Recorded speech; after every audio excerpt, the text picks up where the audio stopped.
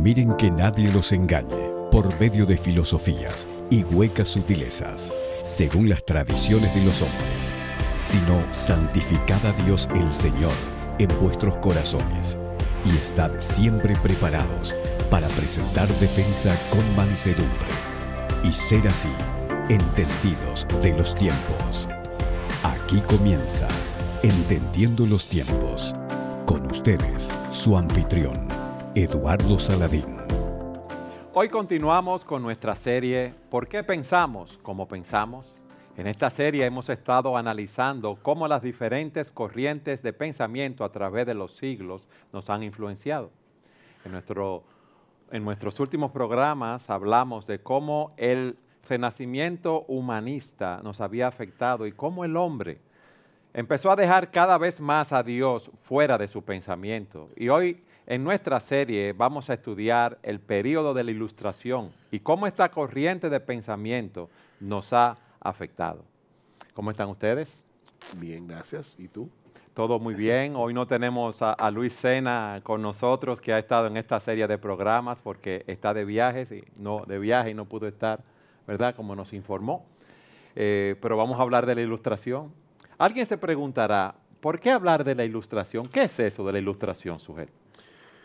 Bueno, la Ilustración fue un periodo en el que, del siglo XVII al siglo XIX, en el que los hombres llevaron, yo diría que radicalizaron el pensamiento del humanismo renacentista. O sea, lo que comenzó como una confianza en la razón en el periodo renacentista, y por supuesto debemos pensar en la razón autónoma, no bajo la autoridad de la revelación de Dios en su palabra, se radicalizó en el tiempo de la Ilustración. Pero fue un movimiento que comenzó en varios países de Europa, en Alemania, en Francia. O sea, la Ilustración llegó a varios países al mismo tiempo y puede sintetizarse en esta frase de Immanuel Kant: atrévete a servirte de la razón. Esa es la idea. Cuando tú dices la razón autónoma, es que el hombre quiere interpretar el mundo, el significado de la vida, de su existencia, a través de sus propias conclusiones y ha sacado a Dios del panorama. Exacto, a Dios y a su palabra y su revelación, porque el cristianismo es una religión racional. Yo debo entender la Biblia racionalmente. La Biblia es un libro racional. Pero aquí estamos hablando de la razón autónoma en el sentido de que el hombre ahora quiere tratar de entender, como tú decías, tratar de entender el mundo, su lugar en el mundo, cuál es nuestro propósito en la vida, nuestro significado, cómo poder llegar al verdadero conocimiento de las cosas, pero todo eso sin tomar en cuenta la revelación divina. En el pensamiento, en la historia del pensamiento, ha habido épocas de donde ideas han tenido auges y apogeos. Nosotros hablamos el día de hoy como algo se pega, una idea se pega. Bueno, ha habido épocas donde ideas han tenido una influencia muy fuerte, y en el caso de esta época de la Ilustración, obviamente, el punto de esa independencia de la razón autónoma es lo que sobresalta. Para eso, obviamente, ellos tienen que confiar mucho en sí mismos. El hombre tiene que negar una verdad bíblica importante, y es que el hombre no es malo de naturaleza. Nosotros teológicamente decimos que el hombre es depravado desde que nace, en el sentido de que tiende así en sí mismo hacia el mal. Que no puede hacer nada que agrade a Dios. Está contaminado por el pecado, corrompe todo en sus pensamientos, en sus acciones, en sus palabras, todo lo que hace. Pero ellos terminaron confiando mucho en sí mismos y decían, nosotros podemos pensar por nosotros mismos. Y hay una razón por la cual por lo cual ellos exaltaron la razón de esa forma, valga la redundancia. Y es que recuerden que venimos hablando de cómo el individualismo se empieza a enfatizar en la época del Renacimiento. Cada quien puede valerse por sí mismo, interpretar las cosas por sí mismo. Ya no tengo que depender de lo que las autoridades eclesiásticas decían. Y en ese afán de independencia, pues los de esta época se despegan de esa autoridad que esté por encima de ellos y dicen, yo puedo pensar por mí mismo, descubrir la verdad por mí mismo, llegar a a cómo, aún en cuanto a la ética, qué es lo correcto, qué es lo incorrecto, ellos dijeron, nosotros somos suficientes para poder llegar a esas razones. ¿Sí? Y ubicándolo en por qué pensamos como pensamos, podemos decir que muchas personas al día de hoy viven así. Muchas personas hoy menosprecian la revelación de Dios y confían en su propio juicio. Ellos para la son su manera de propia vivir. autoridad. Exactamente. Sujel, explícanos esto de Kant y su pensamiento y cómo ese pensamiento empezó a influenciar en Europa. Bueno, lo que pasa es que antes de llegar a Kant, nosotros tenemos que ir mucho más atrás, porque el pensamiento del humanismo renacentista, yo decía hace un momento que se fue radicalizando, pero eso no ocurrió de la noche a la mañana. Eso fue un proceso que se fue dando poco a poco en el pensamiento del hombre de Occidente. Y yo creo que deberíamos, antes de llegar a Kant, debemos comenzar por René Descartes, que es el reconocido padre de la filosofía moderna. Descartes es un individuo interesante, fue un gran matemático y filósofo del siglo XVI, siglo XVII. Descartes nace en el 1596, o sea, final del siglo XVI. En el 17 su Exacto, vida. su vida se desarrolla en la primera mitad del siglo XVII porque Descartes muere en 1650. Descartes fue un matemático brillante, de hecho se dice que en una ocasión alguien le preguntó a Descartes quién era el más grande matemático que existía en ese momento y él dijo, bueno, el segundo es fulano, o sea, él fue lo suficientemente humilde como para no decir el primero soy yo, pero realmente lo era. Voy a tomar esa idea para alguna...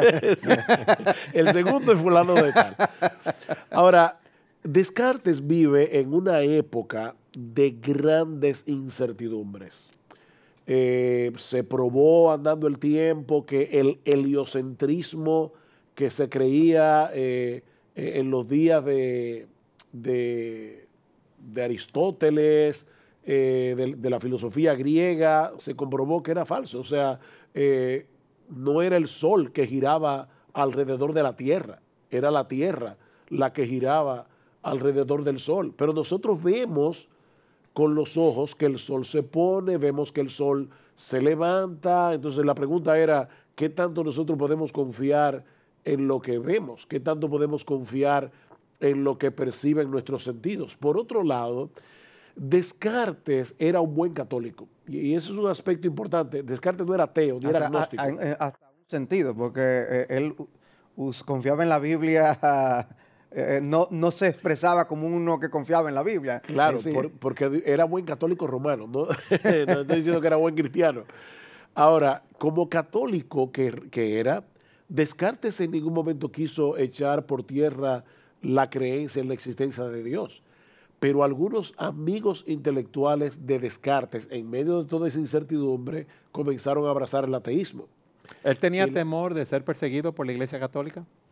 Bueno, todo el mundo tenía temor de ser perseguido por la Inquisición en aquellos días por tener un pensamiento independiente. Ya sabemos lo que le pasó a Galileo Galilei, que fue condenado por la Iglesia Católica por haber abrazado la teoría astronómica de Copérnico. Ahora, pero fíjate cómo tú dices que esos amigos tenían sus propios criterios de pensamiento. Eran ateos, pero mira la pregunta de Descartes. La pregunta de él es, ¿cómo yo puedo traer de nuevo a la fe a mis amigos ateos, pero usando como base no la Biblia, porque ellos no creen en la Biblia, sino la razón?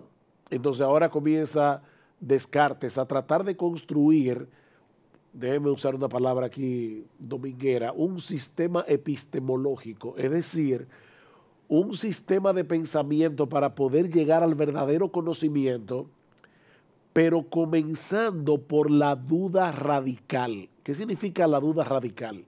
Dudar absolutamente de todo, incluyendo dudar de mi propia existencia. O sea, cuestionarse todas las cosas. Todo. Déjenme hacerles una pregunta. ¿Ustedes alguna vez han tenido un sueño tan vívido, tan real, que ustedes de verdad creían que eso estaba sucediendo y se dieron cuenta cuando se despertaron? Sí. Pero, me ha pasado con deudas, pero el banquero no se soñó lo mismo. Ok. Si Descartes estuviera aquí, preguntaría, ¿cómo ustedes pueden estar absolutamente seguros de que están en un salón de grabación grabando un programa de Entendiendo los Tiempos y no que están en su casa dormidos soñando que están grabando un programa de Entendiendo los Tiempos? La duda radical. Ok, Descartes llegó a la conclusión de que había una sola cosa de la que él no podía dudar de ninguna manera, y era de que él estaba dudando. Evidentemente, aún él dudara de que estuviera despierto y dudando, soñando y dudando, él estaba dudando. Y para dudar se necesita un ente pensante que dude. O sea, tú tienes que pensar para dudar, aún estés dudando en tu pensamiento. Pero para tú ser un ente pensante que duda, tú tienes que existir. Y entonces de ahí llega al famoso aforismo de Descartes, cogito ergo sum. Pienso, luego existo. Y es increíble cómo a partir de ese momento Descartes ahora llega a la conclusión de que todo existe. O sea, existe lo que yo veo, existe Dios. Una de las cosas que él decía es, Dios no puede estar jugando conmigo. Si yo veo el mundo, si veo la creación. La creación, Dios tiene que haberme dado capacidades sensoriales para yo realmente entender la creación a mi alrededor, porque recuerden, él creía en Dios. El problema es que ahora él ha tomado el yo pensante como el punto de partida para alcanzar el conocimiento y no, como decimos nosotros los cristianos, una revelación bíblica dada por Dios que está fuera de mí, aunque Él me ha dado a mí una razón para yo poder entenderla. Lamentablemente, él no llegó a dudar de su propio pensamiento o de esa duda, que hubiera sido una desconfianza que posiblemente le hubiera guiado a Dios. Pero como tú has dicho, no necesariamente ellos negaban la existencia de Dios. Ellos no afirmaban la existencia del Dios de la Biblia, pero ellos creían en un ser creador. Pues no aceptaban esa revelación. De hecho, Descartes, había llegado a la conclusión de que el cogito ergo sum era una revelación que Dios le había dado, una lógica que Dios le reveló a él en su pensamiento. Tanto fue así que él hizo voto de que él iba a visitar un altar, el altar de Nuestra Señora de Loreto en Italia, y lo hizo. O sea, él fue en peregrinación a darle gracias a la Virgen por haberle revelado, por haberle Dios revelado el cogito ergo sum. Una pregunta. Él es un ser finito y limitado como todos nosotros, los seres humanos. ¿Y cómo él puede explicar fuera de la revelación de Dios a un ser infinito como Dios? Oh, mira cómo él lo hace. Descartes dice, yo lo estoy explicando en palabras muy simples, no usando el lenguaje cartesiano, pero él dice, yo tengo la idea de que existe un ser perfecto, pero esa idea del ser perfecto no puede haber venido de mi percepción de las cosas imperfectas que me rodean. Y por lo tanto, la idea de un ser perfecto solamente puede haber venido de ese Dios perfecto que me hizo conocer esa verdad. Porque ese ser perfecto tiene que existir por necesidad. Porque un ser perfecto inexistente es más imperfecto que un ser perfecto que realmente exista. Está fácil. ¿Tú lo entendiste? No, eso está muy claro. Explícamelo ahora. Traté de explicártelo. No, pero explícame cómo eso afecta al pensamiento de nosotros ahora. Oh, porque tú preguntabas cómo Descartes, un ser finito, llega a la conclusión. Él dice, no, es que mi mente finita me hace ver que tiene que existir un ser perfecto, no un ser perfecto, porque el punto es, los seres humanos tienen la idea de que existe un ser perfecto. Bueno, ese ser perfecto tiene que existir, porque si un ser perfecto no existiera, sería imperfecto. Okay. Pero existe el ser más perfecto, y el ser más perfecto es existente, tiene que existir, y ese ser más perfecto es Dios. Pero de nuevo, el cristianismo parte de la premisa de que el hombre conoce a Dios porque Dios se ha revelado. Descartes le ha dado la vuelta a todo al decir, no, yo ahora puedo conocer a Dios, puedo conocerme a mí mismo, puedo conocer el mundo que me rodea partiendo de mi razón. Claro, él, como era creyente en Dios, entre comillas, yo no he dicho que era cristiano, como la Biblia define a un cristiano, creyente. pero como era un creyente en Dios, él pudo seguir afirmando que Dios existía, pero andando el tiempo, ¿a dónde iba a llegar el pensamiento de Descartes? Ok, ¿qué pasó? ¿A dónde llegó ese pensamiento? ¿Qué pasó después? Pero antes de responder esa pregunta, o sea, el punto es ubicarnos en la historia, en saber que luego las ideas evolucionarían al punto que surgiría la idea de la teoría de la evolución, Exactamente. porque hasta ese punto, o sea, aún muchos de ellos en su escepticismo, ellos aceptaban a Dios, no negaban que Dios, estaban renegando de la escritura, de la revelación, pero ellos no estaban negando de dónde surgió todo esto. Y yo veo algo de ahí, de la escritura. La Biblia misma dice que el hombre conoce algo de Dios en su misma creación. Y por eso esos destellos de luz que uno puede ver en los filósofos, que siempre se quedaban cortos. Claro. Y le pasó, aún en la brillantez de esos argumentos, uno puede ver, caramba, pero se quedaban cortos porque ellos estaban asumiendo que el hombre puede llegar por sí mismo a una sana conclusión, independientemente de Dios. Pero yo no dejo de ver la capacidad que Dios le dio al hombre de pensar.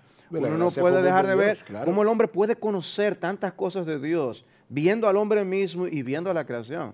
Y quería señalar este punto, por eso todavía nosotros no vemos que muchos de estos filósofos renegaran de Dios hasta ese punto. Lo que pasa es que imagínate un avión que sale para Miami desde Santo Domingo y el piloto decide volar sin instrumento. Dice, no, es que yo conozco esta ruta, yo he volado muchísimas veces. Pero al salir de Santo Domingo hacia Miami, tiene un pequeño desvío al principio. Y él mantiene ese desvío constantemente con el paso del tiempo. ¿Lo lleva bien lejos? Lo va a llegar muy lejos, no va a llegar a Miami. Un pequeño desvío, si tú lo mantienes constantemente, te va a llevar muy lejos. Eso fue lo que pasó con hombres como Descartes. Fue un pequeño desvío, porque todavía dicen, no, yo soy creyente, yo sigo creyendo en Dios. Pero mira dónde llevó el pensamiento del hombre moderno. De hecho, tú mencionabas al principio del programa que alguien pudiera estar pensando, oye, ¿para qué ustedes están hablando de la ilustración? Es que la ilustración fue lo que dio a luz el pensamiento del hombre moderno, al cual en esta época el hombre posmoderno se iba a revelar.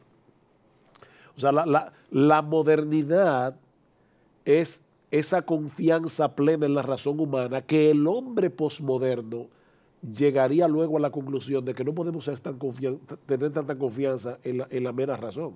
Lo que pasa es que eso no lo lleva a la revelación bíblica, sino que al hombre posmoderno lo lleva a decir, es que la verdad no existe, cada cual tiene su propia verdad. Y el caos que estamos viviendo y lo que vemos a nuestro alrededor en nuestra sociedad es el fruto de ese proceso de pensamiento. Siga con nosotros en su programa Entendiendo los Tiempos.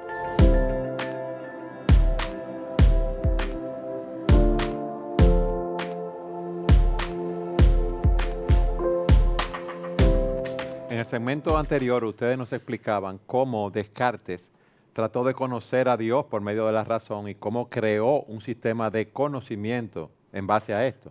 Ahora, mi pregunta es la siguiente. ¿Cuáles fueron las consecuencias de esto? Bueno, aquí tenemos que introducir a otro personaje en la historia de la filosofía, que es David Hume, o David Hume. David Hume nació en 1711, muere en 1776, o sea que vive básicamente, es el relevo, por decirlo así, de Descartes en la historia del pensamiento. Hume es un escéptico. O sea, un escéptico es una persona que lleva la duda más allá aún de lo que Descartes la llevó. Porque Hume decía, si el conocimiento depende de lo que nosotros podemos conocer a través de la experiencia, tenemos un problema. Hay cosas que yo percibo con mis sentidos, pero yo no puedo ver las fuerzas que están realmente detrás de esas cosas que yo percibo como causales de los efectos que yo veo. Por Como ejemplo, un ejemplo de eso. okay. Sí. Yo estoy viendo una gente jugando billar y digo, bueno, yo vi que un individuo movió el taco, le dio a la bola blanca le dio a la bola 8 y la metió en una de las bocas de la mesa. Eso fue lo que yo vi. Ahora, yo no puedo ver con mis ojos físicos la fuerza que ejerce el brazo que movió el palo, ni a su vez cómo puso eso a rodar la bola blanca que a su vez le pegó a la negra para meterla en la cosa. Yo solamente vi una serie de eventos causales, uno detrás del otro, y llego a la conclusión de que fue el palo que movió la bola blanca, que fue la bola blanca que movió la otra, etcétera, etcétera. Pero yo no veo la fuerza que mueve esas cosas. Yo simplemente lo creo por intuición. Y por lo tanto, yo tengo que llegar a la conclusión de que yo no puedo estar seguro prácticamente de nada, excepto de las realidades matemáticas, decía Hume, porque eso es evidente. O sea, 2 más 2 es igual a 4, yo puedo verlo claramente, pero de ahí a que yo crea que la moral debe ser de una manera de que existe Dios, de que existe la verdad, o sea, yo no puedo probar nada de eso. Y por lo tanto, yo no lo niego, simplemente digo, un agnóstico. Yo no lo sé, yo no lo puedo conocer. Déjame poner un ejemplo más sencillo que el de la bola de billar. El de la bola de billar es sencillo. ¿Tú lo entendiste, Salvador? Lo único problema fue con lo de la fuerza. Ok. O sea, fíjate, yo puedo mover esta taza, pero yo no veo la fuerza que la movió. Yo veo un movimiento. 2 movimientos en secuencia. Mi mano se movió y la taza se movió. Pero eso es todo, dice Hume. Antes de que se descubrieran los microbios, los seres humanos creían que muchas de las enfermedades que los hombres contraían, muchos seres humanos creían eso, eran causados por mal de ojo, por la bruja, por cosas sobrenaturales, y eran simplemente procesos naturales a través del cual una bacteria te causaba una infección, un microbio. Si Hume hubiera estado vivo cuando se descubrió el microscopio, él lo hubiera visto como un triunfo de lo que él decía. Dice, fíjense cómo habían un montón de elementos invisibles a la vista que estaban causando una serie de cosas que los seres humanos no pueden ver. ¿Cuántas otras cosas sucederán en el mundo? Una pregunta, ¿él sería un precursor del método científico, de tratar de explicar científicamente lo que está pasando? Bueno, sí. Indudablemente. Pero de eso aún no, está lejos. Incluye lo que Descartes venía planteando. O sea, realmente nosotros no podemos dejar de ver un aporte en las interrogantes que ellos se levantaban. Porque muchos de los avances científicos de hoy surgen porque el hombre se ha hecho esas interrogantes. Muchos logros se hacen porque alguien dice, ¿y por qué pasa tal cosa? Y eso no está mal en sí. El problema es cuando nosotros menospreciamos la fuente de las fuentes para el conocimiento de la verdad. O sea, no, Dios no nos ha dejado en su palabra cómo el hombre va a descubrir cómo combatir las bacterias.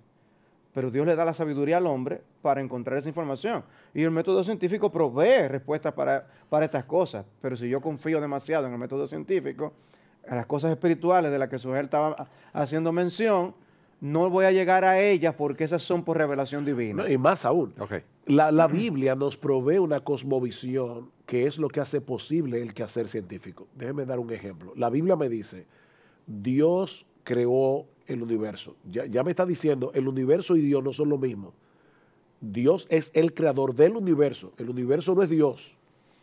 2, ese universo no es sagrado. El que es sagrado es Dios. Y por lo tanto yo puedo manipular el universo, yo puedo estudiar el universo. Dios creó al hombre como un ser racional. Le dio una razón para poder pensar y poder llegar a conclusiones a través de la observación.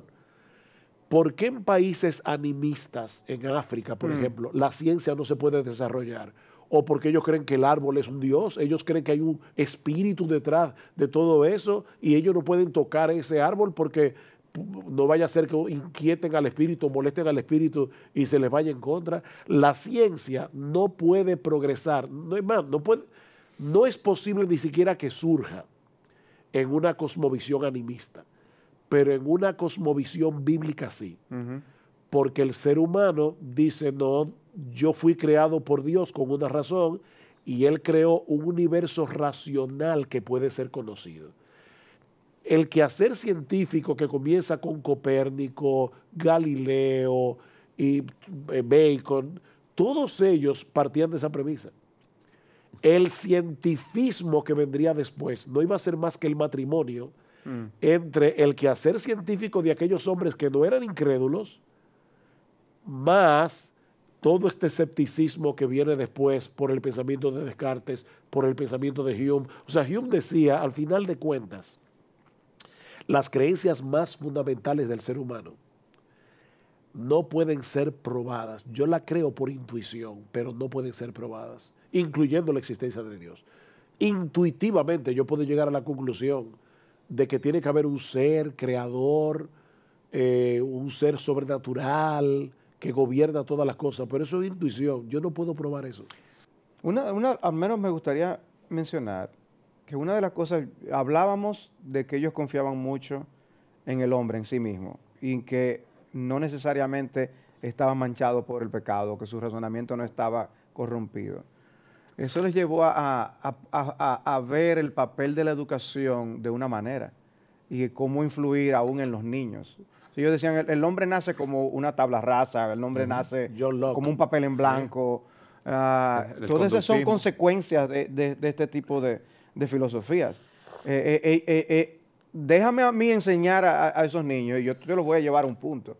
Yo creo que parte de lo que aún hoy nosotros estamos viendo en los gobiernos se desprende de esa filosofía. Y es porque creen que yo puedo afectar al otro en que yo le enseño. Y si yo dejo eso en las manos de los padres, le van a enseñar todo eso que lo que hace es retrasar el desarrollo del hombre.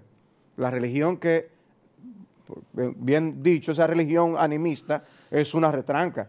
Pero ahí mismo yo meto en el paquete el cristianismo. Entonces, eso hace que yo descarte el cristianismo cuando lo que desconozco es que por otro lado incentiva el estudio de la naturaleza y del descubrimiento. Todo eso es parte de lo que se fue para mí desarrollando hasta lo que nosotros conocemos al día de hoy y cómo seguimos viendo el énfasis en esa bondad de la humanidad y que por eso nosotros no podemos estorbar el que le estamos enseñando a los niños y vemos que le están dando rienda suelta a que ahora hacen y deshacen sin que la gente les estorbe. Y los desastres que están ocurriendo en las escuelas en los Estados Unidos, para mí es fruto de esa filosofía. Yo creo que es una herencia de esto que nosotros estamos hablando en el día de hoy. Por eso es que es tan importante este programa y la secuencia que estamos llevando, para que las personas puedan ver cómo esas corrientes de pensamiento nos están afectando y es algo real, no es algo que está pasado de época, sino que estamos viviendo lo que nosotros sembramos en nuestro pensamiento en esas épocas. Y no estamos diciendo que es malo pensar, porque estamos diciendo hubo aportes de estas cosas. Tenemos que tener un pensamiento crítico. Tenemos que discernir. Pero ese discernimiento no debe opacar el reconocer que nos debemos a Dios, que llegamos hasta un punto, que debemos ser más humildes, que debemos reconocer que somos dependientes y que nuestra razón tiene un límite. Y que cuando nosotros nacimos ya el mundo estaba hace rato funcionando. Es así, es que no somos el centro del universo. Dios creó el mundo y nos dejó un manual para que nosotros podamos entenderlo a Él, entender el mundo que Él creó y entendernos a nosotros qué papel jugamos en ese mundo. Yo no puedo llegar a entender todas esas cosas basado únicamente en mi propia observación. De hecho, déjenme ir un poquito más adelante. Jean-Paul Sartre fue uno de los grandes filósofos que influyó el mundo moderno. Y Simone de Beauvoir, que fue su alter ego, su compañera de toda la vida, fue la promotora de ese feminismo radical que está de moda en el día de hoy, con su libro El segundo sexo. Ahora bien, ¿qué decía Sartre? Para yo poder entender el mundo y entender el propósito de la existencia humana, yo tendría que ser capaz de ver la vida, la historia, desde el principio hasta el final. Eso es como que tú te metas en una película por 2 minutos y tú no sabes de dónde viene la trama, tú no sabes de dónde viene la trama. Si tú sales de la película, yo te digo, ok, Eduardo, cuéntame la película. Tu papel es salir aquí y volver a entrar. Exacto. Ya. Ya.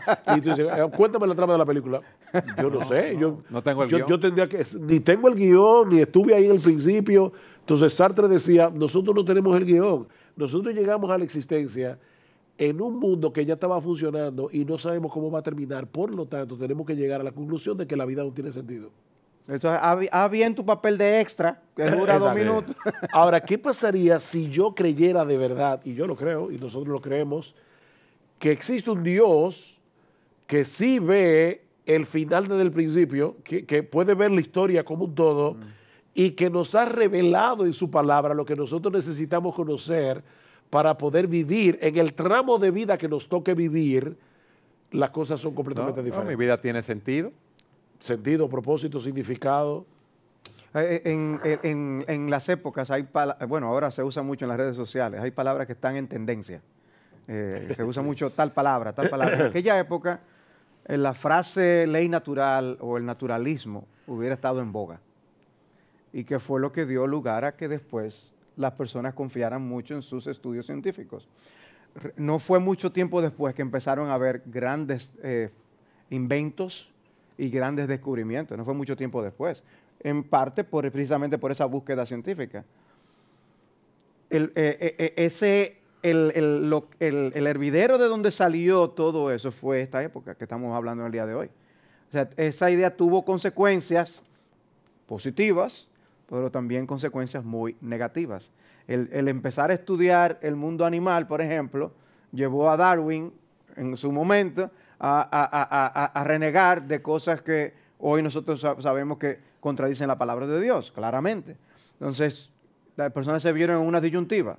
O yo creo a lo que me lleva este quehacer científico independiente de Dios, o yo soy religioso.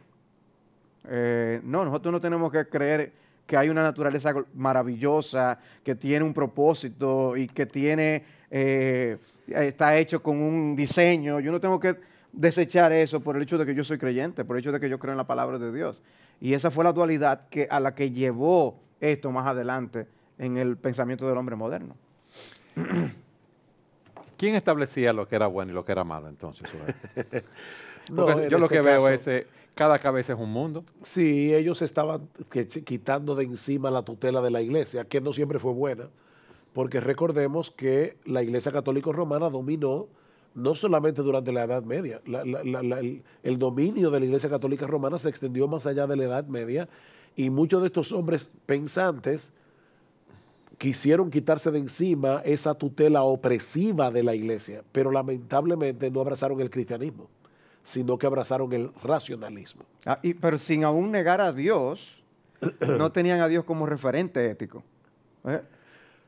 Querían conjugar ambas cosas. De hecho, hay un personaje aquí, ¿verdad?, en la pintura que tenemos en el programa de hoy, que es una pintura de Immanuel Kant. Y ahora llegamos finalmente a Kant. Después de Hume, en esta trilogía viene Kant. Y digo eso porque Kant decía, yo tengo que creer en la existencia de Dios para que la moral tenga sentido, en cierto modo. O sea, vivir en un mundo sin Dios. Como un deber, no como pero una no el Dios realidad. de la Biblia. Pero ahí voy. Pero en la mente de Kant, yo tampoco puedo probar que existe Dios. Es simplemente algo que yo debo creer por necesidad para que el mundo tenga cierto orden, para que el mundo no se convierta en un caos. Pero la creencia en Dios, según Kant, es un salto al vacío. Es una fe que no está basada en la razón, pero que es bueno que tú la tengas para que tengas cierto orden en tu vida. ¿Quién es Immanuel Kant? Immanuel Kant produjo una revolución en la filosofía similar a la revolución que Copérnico produjo en la astronomía. Immanuel Kant, un filósofo prusiano del siglo XVIII, de hecho fue el que dijo la frase famosa, atrévete a servirte de la razón, que citábamos al principio y que decíamos que era la frase lema de la Ilustración, atrévete a servirte de la razón, ten el coraje de servirte de la razón. Y luego la Ilustración iba a adorar la razón humana como una diosa. O sea, en Francia, cuando llega la Revolución Francesa, convierten las iglesias y las catedrales en templos donde se adoraba la razón humana. O sea, hasta ese punto llegó la cosa. El pensamiento de Kant es muy complejo como para poder darlo en un solo programa y explicarlo aquí. De hecho, es muy complejo como quiera. Sí, exacto, 10.000 programas, porque Kant era muy complejo. De hecho, alguien decía que leer, por ejemplo, la crítica de la razón pura de Kant es como subir el Everest descalzo. Kant era tan complejo que en una ocasión su letra era muy rara, la letra de Kant era muy rara. Así que él tenía que contratar copistas que tomaran su garabato y lo pusieran en un lenguaje legible. Ah, era médico. Para llevar su libro a la imprenta. Y se cuenta que en una ocasión, uno de los copistas de Kant le dijo, mire, yo he leído este párrafo varias veces que usted escribió aquí en este libro. Yo entiendo lo que dice, no es que no entiendo la letra, yo entiendo lo que dice. Entiendo la gramática, o sea, lo que dice ahí. Lo que yo no entiendo qué fue lo que usted quiso decir. El sentido. El sentido de lo que usted puso ahí. Kant lee el párrafo y le dice, tú sabes que yo tampoco lo entiendo. Y entonces el copista le pregunta, ¿lo borro del libro? Y dice, no. Porque cuando yo escribí eso, seguro que yo lo estaba entendiendo. Déjalo ahí porque en el futuro van a venir personas que van a entender qué fue lo que yo quise decir. O sea, mira si era complejo el hombre. Ahora, déjame ponerte lo más sencillo que yo pueda. Kant dice, todas las cosas que existen, o de todas las cosas que existen, yo puedo llegar a conocer cómo se manifiestan, lo que Kant le llamaba lo fenomenal. O sea, la palabra fenómeno nosotros lo usamos como algo maravilloso, pero viene del griego que significa manifiesto. O sea, es lo que yo puedo ver con los sentidos.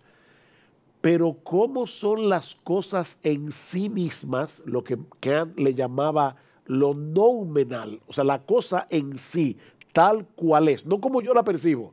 Esa cosa es lo que es, aunque nadie la vea, aunque nadie la entienda, es lo que es. Dice, eso el ser humano no lo puede llegar a conocer por su propia razón, porque nuestra razón no solamente es limitada. Oye lo que dice Kant. Yo miro este salón y yo veo que tiene profundidad, yo puedo ver la cámara que está más allá y nosotros estamos aquí, yo lo veo a ustedes a una distancia de mí. Kant dice, todo eso lo fabrica tu cerebro, porque de lo contrario, todo se amontonaría en tu mente y tú no pudieras percibir las cosas. Por eso la palabra numenal, de mente. Sí.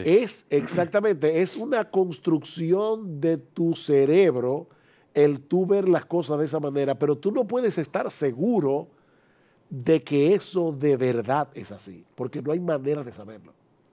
Eso Ahora, es algo que tú puedes estar seguro es que Eduardo ahora va a cortarnos para ir al próximo segmento. No me critiquen, ustedes me atacan mucho. Siga con nosotros en su programa Entendiendo los Tiempos.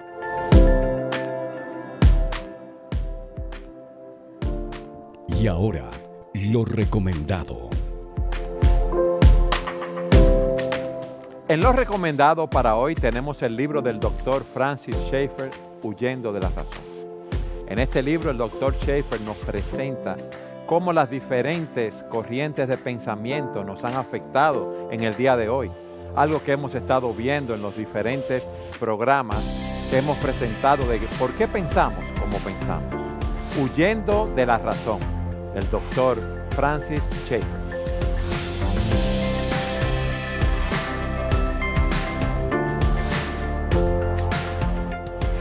Sujel, en el segmento anterior tú te ríes porque tú no explicaste algo que ninguno de nosotros entendimos y nuestros televidentes no lo ¿Tú lo entendieron. dijiste con lo numenal o con lo fenomenal? Tal vez Salvador entendió, pero no lo entendí. No, él me confesó que no entendió nada.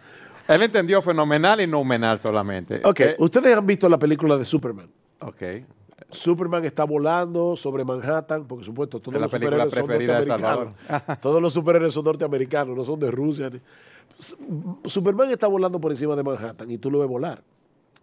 Ahora, ¿cómo se filmó esa escena? Nosotros lo sabemos. Superman está suspendido ahí, no sé, con unos cables y detrás hay una pantalla verde sobre la que se sobrepone pone luego La imagen de Manhattan. la imagen de Manhattan y tú ves a Superman volando. Obviamente, Kant no vio la película de Superman, pero lo que él está diciendo es algo similar. Nuestra mente le añade a lo que yo percibo elementos que son necesarios para que el conocimiento pueda ser posible. Imagínate que yo tengo en una despensa varios potes de mermelada. ¿Qué pasaría si repentinamente, por arte de magia, todos los potes de mermelada desaparecieran? Que todas las mermeladas se fundirían entre sí. Las vasijas, los envases Si los envases desaparecen, toda la mermelada se vuelve un lío. Kant dice, nuestro cerebro necesita hacer esas proyecciones de espacio, profundidad, pero yo no tengo manera de saber que eso de verdad existe. Ese es el problema de Kant. Entonces, oye lo que dice él. Si uno no descubre muchas de las cosas objetivas, porque no es todo, pero muchas de las cosas objetivas que están fuera de uno mismo en el mundo, sino que uno proyecta orden de manera creativa sobre el mundo, entonces no podemos conocer verdaderamente cómo son el mundo y la vida en sí mismos, porque no podemos evitar verlos a través de los patrones impuestos por nuestra propia mente. O sea, él no estaba en contra del hecho de que podemos conocer, sino de cómo podemos lograr ese conocimiento. O sea, qué método usamos para llegar a ello, en qué confiamos, en qué dependemos. Tiene que ser a través del método científico. O sea, a través yo experimento algo con la ciencia y llego a conclusiones. Pero ¿qué pasa con Dios, por ejemplo? Yo no puedo... Dios no es fenomenal, Dios es nominal. O sea, Dios no puede ser conocido, dice Kant, a través de la experimentación. Dios no puede ser palpado con las manos. Sin embargo, oigan esto, él decía, a pesar del hecho de que nosotros no podemos conocer si Dios existe a través de la especulación científica, nosotros debemos vivir como si hubiera un Dios, porque nuestra razón práctica lo demanda. Pero ese conocimiento de Dios es mera intuición. Yo tengo que saltar a esa creencia por una fe ciega que no es razonable. ¿A dónde me va a llevar eso? Me va a llevar, esa era mi pregunta. Eso me va a llevar ¿Eso me va a hacer decir, un mejor hombre? No, mira dónde me va a llevar eso. Eso me va a llevar a decir, andando el tiempo, la religión, la moral, los valores son asuntos privados de cada cual, porque no pueden ser probados e impuestos a todo el mundo por igual. O sea, ya la moral, la religión, todo eso pasó a ser privado. Relativista. O sea, relativo al mismo hombre. O sea, tú tienes derecho a creer en Dios y eso hace a ti un mejor hombre. Pero no trates de imponérmelo a mí, porque tal vez yo no veo las cosas como tú las ves. O sea, él estaba abierto a que cada quien tuviera sus asunciones, esas realidades a priori, que cada quien tenga alguna de ellas distinta, que tú puedes tener una diferente a la mía. Sí, y mira, por ejemplo, cómo la Ilustración en Francia tuvo una manifestación muy diferente a la que tuvo en otros lugares, porque en Francia le dieron tal lugar a la razón que era que no había manera de que Dios tuviera algún lugar allí. Y de hecho la Biblia fue sacada de las iglesias mismas, como yo decía hace un momento, fueron convertidos en templos donde se adoraba a la diosa de la razón, pero no al Dios de la Biblia. Y algunos de la Ilustración francesa, como Voltaire, fueron antagonistas en contra del cristianismo, pero fuertemente antagonistas, al punto de llegar a decir, va a llegar un momento no muy lejano en que el cristianismo va a desaparecer por completo de la faz de la tierra. ¿Hubo algún resultado inmediato de esas ideas?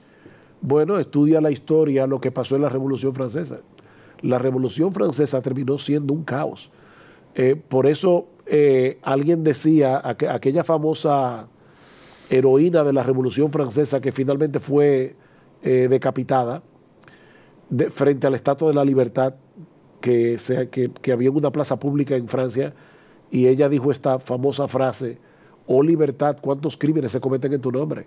La libertad a la que llegó la Ilustración fue un desenfreno total que dio paso a que después viniera Napoleón Bonaparte y tratara entonces de volver otra vez a una tiranía monárquica, tratando de deshacer lo que había sucedido en la época de la Ilustración, porque aquello fue un caos total. O sea, ante el caos existente vino alguien a imponer el orden. Bueno, en cierto modo. Se autodenominó aquel que iba a Sí, imponer el orden. Napoleón Bonaparte hizo ese intento, pero finalmente terminó mal también. Es que, mira, al final de cuentas, no importa el camino que tú tomes, si no es el camino de la revelación divina y el hombre reconociendo su limitación y reconociendo que como un ser autónomo no puede llegar a la verdad, todo sistema filosófico, político termina en un callejón sin salida.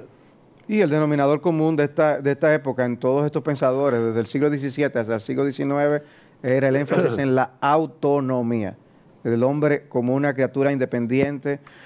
Por eso no negaban de Dios, no negaban siquiera que el hombre tenía una conciencia. O sea, algunos de ellos usaban el término conciencia para, aún decían que era un aliado de Dios que nosotros teníamos dentro de nosotros, hasta ese punto.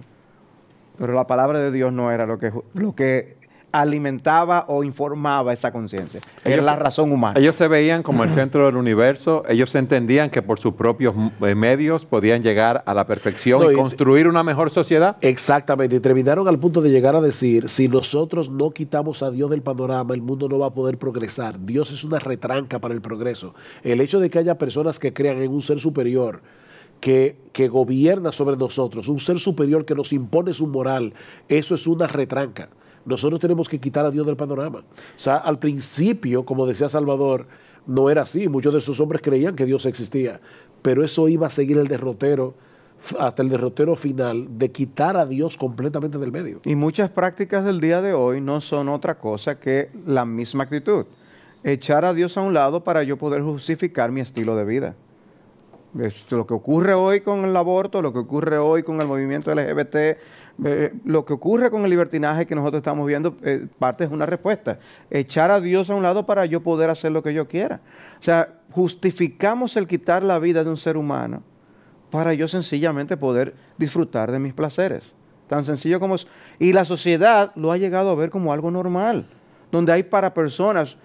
¿Cuál es el problema con el aborto? Sí, o sea, yo me entrego a una vida sexual desenfrenada y eso no importa. Esa autonomía es la que sigue siendo. O sea, nosotros somos herederos de todo ese cúmulo de ideas. Nos creemos innovadores e independientes. Pero la verdad es que nosotros hemos sido influidos de una manera terrible en nuestro proceso de pensamiento.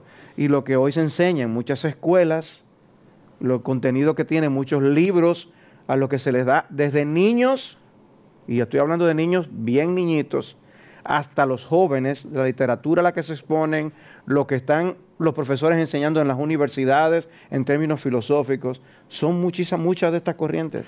Sí, porque cuando tú quitas la autoridad de Dios, no solamente quitas la autoridad de un ser, que es Dios, es que quitas todo concepto de autoridad. ¿Cuál es el problema que tenemos en el día de hoy? Los padres ya no tienen autoridad sobre los hijos, los profesores no tienen autoridad sobre los maestros en las escuelas. Ya no hay autoridad. Ahora tenemos que dejar que cada ser humano tome su camino, que cada ser humano encuentre su propia autorrealización.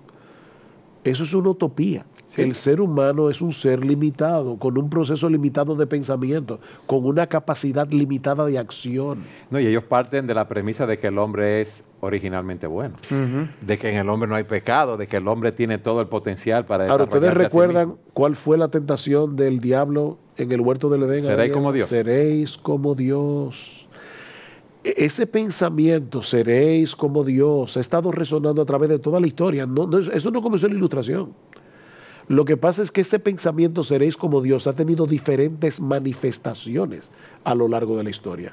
El hombre como un ser autónomo, queriendo gobernarse a sí mismo, queriendo hacerse a sí mismo, pero nosotros somos criaturas. ¿Y qué sucede cuando el hombre entonces choca y se enfrenta a la realidad de la maldad que hay en el mundo, de su pecado, de sus malas acciones? Se vuelve un cínico, que es lo que pasa con el hombre de la posmodernidad. Exacto. El hombre se vuelve un cínico, el hombre dice, total, nada es nada. Bueno, Un filósofo dominicano, yo no sé si me van a entender esto en América Latina, pero un filósofo dominicano lo resumió en esta frase lapidaria. Todo es todo y nada es nada. Así o sea, es. es como... Todo es todo y nada es nada. Exacto, como si nada tuviera sentido. Es como cada cual que viva como le dé la gana. Y nosotros vemos en el día de hoy que pandilleros los matan en una redada y lo entierran haciendo fiesta. Es como si la muerte no tuviera sentido, la vida no tiene sentido, nada tiene sentido. Vive como te dé la gana. O sea, por un lado, este movimiento impulsa el quehacer científico, grandes descubrimientos, grandes inventos. El hombre llega a confiar mucho en el hombre y luego vemos lo que pasa cuando vienen las guerras. Ya el hombre dice, wow, el hombre es malo, o sea, nos hacemos daño, no importa cuánto hayamos avanzado, mira cómo lo que el hombre es capaz de hacer. Pero el hombre no se detuvo de descubrir y de inventar. Señores, ¿no? En 10 años los inventos que nosotros a los que nos hemos expuesto son increíbles. ¿Eso ha llevado al hombre a confiar en el hombre de la misma manera? No. Ahora desconfiamos de todo. Pensamos que están manipulando los alimentos, están manipulando las medicinas. Ahora no sabemos qué es verdad y qué es mentira. Hay un nivel de desconfianza enorme y eso afecta aún la religión. Claro, hay hombres, maestros, falsos maestros, que contribuyen a que eso sea así. Por lo que hemos visto, todas estas corrientes de pensamiento no han resuelto las inquietudes que tenemos nosotros, los seres humanos. Han creado más. ¿Qué debemos hacer, Salvador? Bueno, yo creo que eso es, tal como hemos visto en los programas anteriores, nos debe llevar a tener una vuelta, un regreso a la palabra de Dios. Nosotros, vuelvo y repito, como hemos dicho en otros programas, nosotros no estamos en contra del uso de nuestra razón que Dios nos dio. Ni del uso del método científico. No estamos tampoco. en contra del uso del método científico, no estamos en contra de la investigación, no le tememos a la investigación. Pero todo eso debe ir a la par de un pensamiento moderado acerca de nosotros mismos. ¿Hasta dónde podemos nosotros llegar? O sea, la muerte siempre está allí como un recordatorio de que nuestra vida aquí en la tierra no es para siempre y de que hay algo más, hay una eternidad que Dios ha puesto en el corazón del hombre. Y eso debe movernos, o sea, ir a la palabra de Dios para encontrar respuestas que el hombre por sí solo no puede brindar. Los filósofos nos han dado un montón de respuestas, pero siempre se quedan cortos. Hacen aportes, porque la luz de Dios de alguna manera les ilumina, pero se quedan cortos porque necesitamos la revelación que Dios nos ha dado en su palabra. Y es tan sencillo como ir a la Biblia y leerla por nosotros mismos, exponernos a ella, y allí vas a encontrar respuestas que tu alma necesita hoy en el siglo XXI. Sujel, ¿cuáles son algunas de las respuestas que vamos a encontrar a la problemática del hombre hoy en las Escrituras? Bueno, lo primero que vamos a ver es que existe Dios y tiene derecho sobre mí. 2, que yo no soy el ser tan fantástico que creo que yo soy un pecador que necesita ser redimido. O sea, yo no soy tan bueno como me han presentado. No, yo no soy bueno. Yo no tengo todo el potencial dentro de mí para desarrollarme en absoluto. y alcanzar la perfección. No, en absoluto. No lo tengo para mejorar mi sociedad. No, en absoluto. Para nada. Precisamente por eso Dios tuvo que enviar a su Hijo, nuestro Señor Jesucristo. Jesucristo es la verdad encarnada. Seguir a Cristo es tener la verdad. Cristo dijo, yo soy la luz del mundo. El que me sigue no andará en tinieblas, sino que tendrá la luz de la vida. Yo soy la luz del mundo, no la luz de los judíos, no la luz de los evangélicos. Yo soy la luz del mundo. Y hay una condición, el que me sigue a mí no andará en tinieblas. ¿Qué implica eso? Que el que no lo sigue a él va a seguir en las tinieblas de su propio razonamiento autónomo que ha llevado al mundo al derrotero en el que se encuentra. El hombre necesita a Dios y la única manera de ser reconciliado con ese Dios es a través de Cristo, nuestro Señor, que se encarnó, vivió una vida perfecta y murió en la cruz del Calvario para que todo aquel que en Él cree no se pierda, mas tenga vida eterna. Él es la luz del mundo. Salvador, ¿qué significa eso, que todo aquel que en Él cree tenga la vida eterna? El hombre naturalmente confía en sí mismo, como todos estos métodos nos han mostrado. Lo que Cristo nos manda es a despojarnos de esa confianza en nosotros mismos Es decir, ya yo no confío en que yo me puedo salvar. Yo no confío en que yo soy la respuesta. Dios ha enviado la respuesta, como decía Sugel. Dios envió a su Hijo porque no hay otra manera en la que yo me pueda salvar. Y cuando Cristo me manda a creer en Él, es como Él decía, venid a mí todos los que estáis trabajados y cargados, y yo os haré descansar. Es dejar nuestra alma en descanso en sus manos, sabiendo que Él es la respuesta para la salvación de mi alma. Lo que Él hizo en vida y lo que Él hizo en su muerte, esa es la respuesta de Dios para el problema de mi alma. Y yo necesito confiar en que nada en mí es la respuesta y todo en Él sí la es. Pero alguien puede decir, confiar solamente, creer en Él, algo tan sencillo. Así mismo es. Dios nos invita a hacer algo sencillo porque eso muestra que la gloria no es para el hombre, sino la gloria de este maravilloso plan de salvación es solamente de Dios. Es su plan de una manera impresionante de rescatarnos de una vana manera de vivir. Dice que Dios hizo las cosas para que el hombre no lo llegara a conocer a través de la sabiduría humana, para que el hombre no se gloriara. Si la salvación fuera tan complicada como los escritos de Kant, solamente unos cuantos genios fueran salvos y se enorgullecerían de hacerlo. Pero Dios envió un plan de salvación tan sencillo como tú decías, como arrepentirse de sus pecados y creer únicamente en Cristo para salvación, para que de Él sea toda la gloria. Amén. Amén. Gracias por haber estado con nosotros en su programa Entendiendo los Tiempos. 1000 citas edificantes, compiladas por Salvador Gómez Dixon. En el programa de hoy hemos estado hablando acerca de la ilustración y esa autonomía de la razón humana. Y para la cita de hoy queremos compartir lo que Blaise Pascal decía al respecto. El logro supremo de la razón es hacernos ver que la razón tiene un límite.